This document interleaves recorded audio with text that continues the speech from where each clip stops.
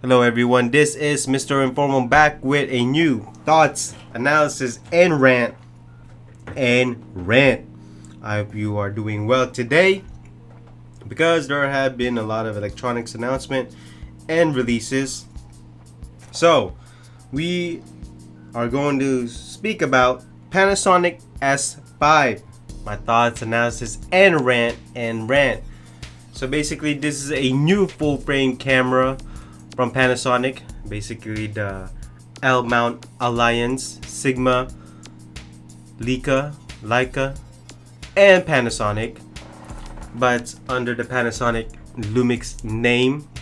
So basically, it has been announced today, and I've seen a couple of first takes, hands-on, first action of the camera, and so I'm gonna give you my thoughts right now. My thoughts right now is this is an okay camera, okay full frame camera. Is it worth it? No. Is it something that you could pay attention? Yeah, I could see that. Should you buy this on sale? I'd say yes. Now, before we get to that, let's check the specs. So $2,000 for a body only, and $2,300 with the 20 to 60 millimeter lens. It's not bad. So it is weather sealed, made of magnesium alloy, 24 megapixel CMOS with a new Venus engine. ISO goes from 50 to 204,800. It has two SD cards, and we'll get to and not only that, only one of them is UHS 2. So you have one that's UHS 1, and then the second one is UHS 2, which is absolutely too bad, but I will get to that later. It has 5-axis image stabilization in body. Obviously, you can shoot RAW and JPEGs. It has contrast detect, no phase detect. Yes, you heard me, no phase detect. But it has tracking. It has and phase detection. Not only that, it has 225 focus points. The screen is fully articulated 3-inch. It's 1.8 million dots. LCD. The viewfinder is 100% viewfinder coverage with 0.74 magnification, and its resolution is 2.3 million dots. Again, I will get to that later. Its minimum shutter speed is 60 seconds. 1 out of 1,000 is the max. Not only that, 7 frames per second continuous. It has plus or minus compensation, plus or minus 3 bracketing. It can take MPEG, H.264 and H.265 video format. 4K is 60, 50, 30, 25, 23. Not only that, it has 1080, 60, 50, 30, 25, and 24. Stereo microphone. Yes, it does have a microphone input jack. It has USB 3.2 Type-C, which is pretty good. It has HDMI, but it's only micro. And yes, it can USB charge. It has Wi-Fi built in. It has a headphone port, which is pretty good. It is, like I said, it is weather sealed, and the battery life is 440 shots. No GPS. So those are the specs. Now, going back to my thoughts again, this camera is okay. It's not something you should pay attention to in regards to, is it that important? No. I mean, should you pay attention to it? Yeah, I guess you can say that, but it's not something that you could say, oh, it's the best, cheapest full frame camera out there. No, I'm not saying that. So it's an okay camera, and I will get to that, why it is okay. But first, let's move on to the analysis. So the S5 is in a tough situation here, okay? $2,000. If you spend a little bit more, you can get better cameras. Canon, Nikon, and Sony are all basically battling it out and not even caring about Panasonic.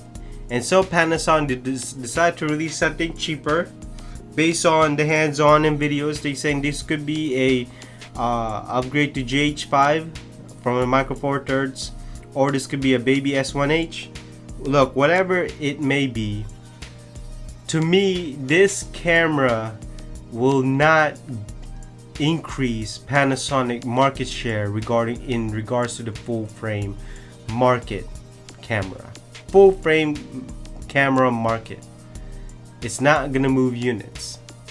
Will it have new buyers? Yeah, I mean, I guess so, depending on the price. If it's on sale, then yes.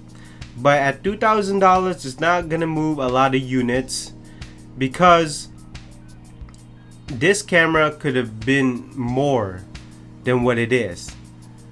I think Panasonic held it back because they are hoping for S1H to be the top of the line. But the fact is that the L mount is not really moving much because it's not releasing a lot of lenses, and so it's basically what Sony used to be, where they didn't have a lot of lenses, and now Sony has a lot of lenses, and seems like Panasonic has not learned from it. I mean, think about it. You have Panasonic, you have Sigma, and you have Leica. You're telling me that it takes that long to produce a camera lens for this mount?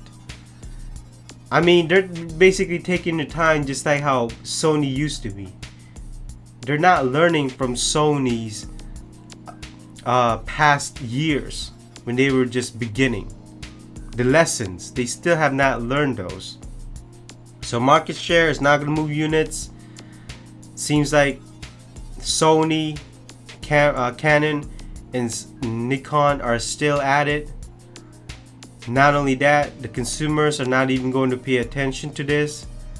I mean, as sad as it is, I think this camera could have done better, so it could show that it could be an alternative option, a great option to the three brands that are basically competing right now. And it's sad to say, because I don't think that the three companies in this mount are not really focused on making a full frame impact, which is absolutely too bad. And I think we need more competition, and we need full frame cameras at a price like this. But this is not gonna be doing so well in front of the consumers if this camera still has its fault. And that leads us to the rant. Let me talk about the rant here, okay? So, based on the videos, based on the hands-on takes, all that, it's hunting focused too much.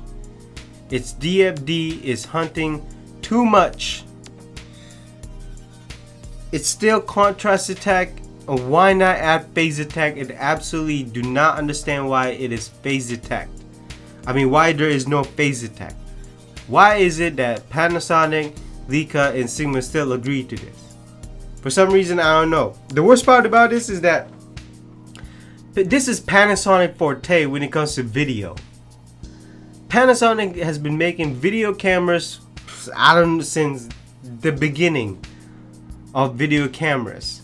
And you're telling me, Panasonic, your expertise, your past experience is not being implemented in this camera? And it seems like GH5 was a great video camera, and yet for some reason the S5 can't. It's hunting focus too much. The card slot is another disappointing issue. Is that the main card is UHS-2, which is fast, right? Very fast. And then the second slot, it could be a redundant, it could be a backup. It's only UHS-1. Again, why not just make both of them be UHS-2? I mean, why do we need to be inconsistent here? it has a 30-minute video limit, because if you shoot 4K, it will overheat, and that's what it's doing. Not only that, it doesn't have active cooling inside. Yes, there is sensor stabilization, but it doesn't have active cooling inside.